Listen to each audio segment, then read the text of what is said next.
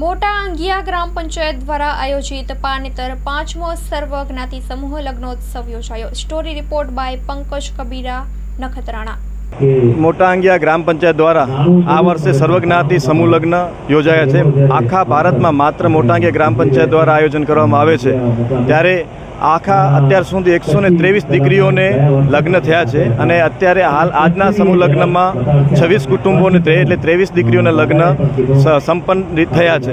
આ સમૂહ લગ્નમાં ખાસ ઉદ્દેશ એ છે કે વાલીઓનો વધારાનો ખર્ચો બચે અને એક પ્રોત્સાહન મળે, સાથે સાથે બાળ લગ્નો અટકે, મેરેજ સર્ટિફિકેટ હોય, કુંવરબાઈનો મામેરો હોય, સરકારની વિવિધ યોજનાઓના લાભ આ સમૂહ લગ્નમાં આપવામાં આવે છે। તમામ સમાજો, ગામના બહેનો, અલગ અલગ વિવિધ સમાજો સાથે ભેગા મળી અને આખું આયોજન કરે છે અને આજુબાજુ માત્ર અંગિયાર નહીં પણ આજુબાજુની ગામની દીકરીઓને પણ અહીંયા જોડવામાં આવે છે।